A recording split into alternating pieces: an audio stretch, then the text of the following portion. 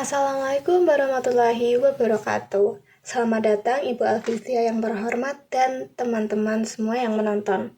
Perkenalkan, nama saya Anidia Putri Kesyarahman dengan NIM 142250349 dari kelas EAH. Pada kesempatan kali ini, saya akan mempresentasikan makalah saya tentang transformasi digital DBS Bank. Nah, di sini kita akan membedah bagaimana sebuah bank tradisional terbesar di Asia Tenggara melakukan dekonstruksi identitas secara total. Oke, di sini kita akan membahas tentang latar belakangnya, pembahasan analisis, dan kesimpulannya. Jadi fokus utama kita adalah memahami bagaimana DBS bukan lagi sekedar melakukan digitalisasi saja, tetapi bertransformasi menjadi perusahaan teknologi yang menyediakan layanan perbankan. Nah, apa sih alasan Bank DBS ini harus berubah? Ada 3 faktor. Yang pertama ini adanya ancaman eksternal dari Big Tech dan Fintech. Jadi, DBS menyadari bahwa kompetitor sejati mereka bukan lagi bank konvensional biasa, melainkan raksasa teknologi yang sangat lincah. Nah, yang kedua, pergeseran ekspektasi konsumen. Jadi, di era digital sekarang, nasabah nih tidak mau lagi ngantri panjang-panjang, ngantri lama-lama, capek-capek di kantor cabang.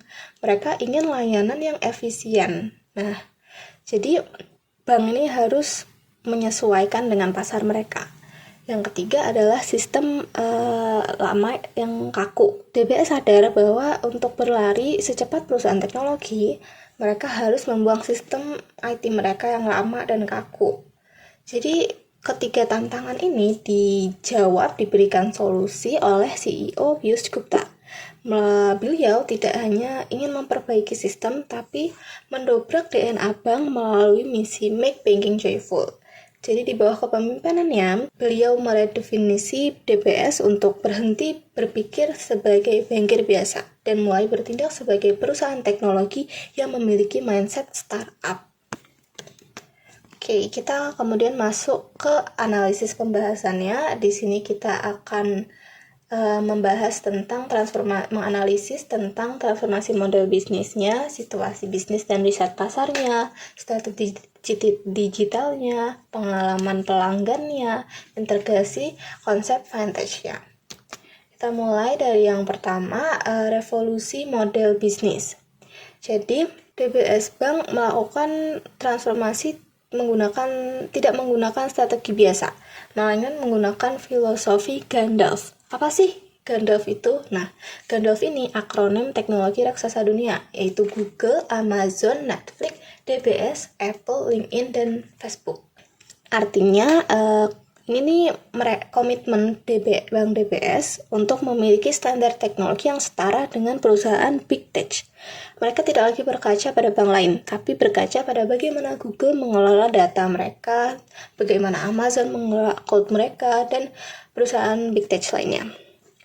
Tapi teknologi canggih aja nih kurang nih untuk melakukan perubahan struktur. Jadi DBS merombak birokrasinya dengan model two in a box. Nah, maksudnya ini adalah menghapus tembok pemisah antara orang IT dan orang bisnis di bank tradisional.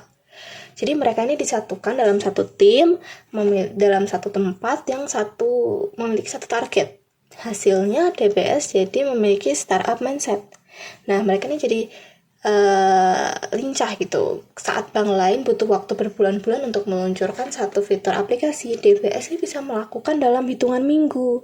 Nah, ini mengubah Bank DBS dari sekadar institusi keuangan biasa menjadi perusahaan platform yang sangat kompetitif di era digital. Gitu.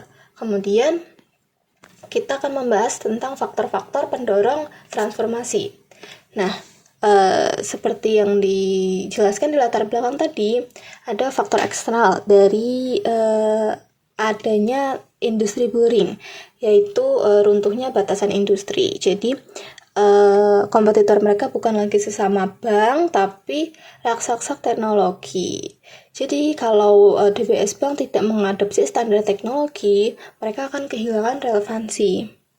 Nah, yang kedua ini ada faktor internal terkait perilaku nasabah. Jadi riset pasar menunjukkan nasabah modern ingin layanan yang frictionless atau tanpa hambatan. Nah, ini mendorong DBS untuk fokus pada customer journey dan menghilangkan setiap kerumitan transaksi. Kemudian yang ketiga ada tekanan efisiensi. Jadi secara ekonomi, sistem manual dan kantor fisik sangat membebani profit. Data menunjukkan melayani nasabah digital itu 50% lebih hemat biaya, namun dapat menghasilkan ROE yang lebih tinggi. Nah, ini alasan rasional untuk mengalihkan investasi ke platform digital. Kemudian faktor terakhir adalah hambatan infrastruktur. Nah, sistem IT yang lama terbukti terlalu kaku. Jadi DBS ini butuh nimble teknologi stacks berbasis cloud dan AI agar bisa bergerak secepat perusahaan teknologi global. Kemudian kita akan mengevaluasi bagaimana strategi ini dijalankan dan apa dampaknya bagi perusahaan. Jadi ada 3 strategi utama yang dilakukan oleh DBS. Yang pertama ini ada platform based operating model. Jadi DBS ini menghapus sekat antara orang bisnis dan orang IT yang menghasilkan fitur produk dalam hitungan minggu. Kemudian penggunaan AI. Nah, ini nih adalah data driven decision making. Jadi AI ini memberikan rekomendasi finansial yang sangat spesifik untuk jutaan nasabah secara real time. Jadi AI ini bukan lagi cuman pendukung IT, tapi mesin pendapatan baru yang diproyeksikan memberikan nilai tambahan hingga miliaran dolar. Yang ketiga ada transformasi budaya. Jadi DBS menanamkan digital mindset agar karyawan bisa berinovasi tanpa terhambat birokrasi. Nah, ini menciptakan keunggulan kompetitif yang sulit ditiru. Hasil akhirnya terlihat jelas pada kinerja keuangan. Di sebelah kanan ini, nasabah digital menghasilkan ROE 39%, jauh melampaui nasabah tradisional yang hanya 24%. Selain itu, digitalisasi ini sukses memangkas biaya operasional hingga 50%. Nah, dampak ini membuktikan bahwa strategi DBS ini berhasil dan memberikan hasil bisnis yang nyata dan mendominasi pasar global. Ini kita akan membahas customer experience dan loyalitas. Jadi, secara kritis, DBS ini mengubah paradigma perbankan konvensional menjadi layanan yang sangat user-centric atau berpusat pada pengguna. Jadi DBS ini menciptakan ekosistem self-service yang memungkinkan nasabah bertransaksi kapan saja tanpa batasan fisik. Jadi hal ini membuat nasabah nih lebih efisien dalam mengelola waktu mereka dan secara otomatis dapat membangun loyalitas jangka panjang. Jadi kepuasan pelanggan di bank DBS tidak hanya dibangun melalui tampilan visual yang menarik saja seperti UI-nya, tapi melalui kualitas pengalaman atau user experience-nya. Selain itu, DBS juga memanfaatkan AI untuk bertindak sebagai asisten finansial pribadi. Jadi nasabah tidak hanya melihat angka, tapi mendapatkan informasi yang terpersonalisasi. Nah, ini meningkatkan engagement nasabah secara eksponensial. Jadi mereka merasa bank itu benar-benar mengerti kebutuhan mereka. Kemudian yang terakhir kita akan menganalisis tentang integrasi konsep vintage ke operasional harian mereka. Jadi Bank DBS tidak hanya melihat vintage sebagai ancaman, tapi melihatnya sebagai model operasional yang harus diadopsi. Nah, ada 3 strategi kunci. Yang pertama di sini adalah pemanfaatan API secara massal. Jadi, DBS ini membangun platform API terbesar di dunia perbankan. Artinya layanan DBS seperti pembayaran atau peminjaman bisa bersatu nempel langsung di aplikasi e-commerce manapun atau jasa transportasi manapun. Jadi ini adalah wujud nyata dari invisible banking. Jadi nasabahnya bisa bertransaksi tanpa harus keluar dari aplikasi yang sedang mereka gunakan. Yang kedua ini ada adopsi teknologi cloud. Jadi seperti startup teknologi, bank ini memindahkan infrastrukturnya ke cloud. Hal ini memungkinkan mereka melakukan pembaruan sistem secara cepat tanpa adanya gangguan atau zero downtime. Kemudian implementasi AI dalam keputusan kredit. Jadi mereka mengadopsi algoritma machine learning untuk credit sourcing dan deteksi penipuan. Hasilnya keputusan kredit yang dulunya lama kini bisa langsung diputuskan dalam hitungan detik secara akurat. Oke, begitu saja pembahasan analisisnya. Jadi kesimpulannya, Bank DBS ini tidak hanya sekedar ganti aplikasi, tapi mereka ganti seluruh identitas mereka. Mereka berhenti berpikir sebagai bank yang kaku dan mulai bekerja seperti perusahaan teknologi besar seperti Google atau Amazon.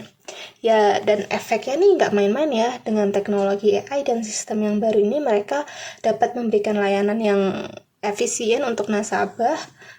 Selain itu, secara bisnis pun mereka untung besar karena bisa menghemat 50% biaya pengeluaran dan mendapat untung lebih banyak. Jadi intinya DBS ini sudah berhasil membuktikan kalau ingin bertahan di zaman sekarang, bank itu juga harus berani berubah total menjadi perusahaan teknologi.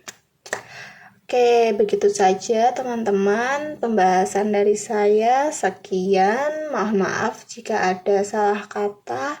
Terima kasih. Wassalamualaikum warahmatullahi wabarakatuh.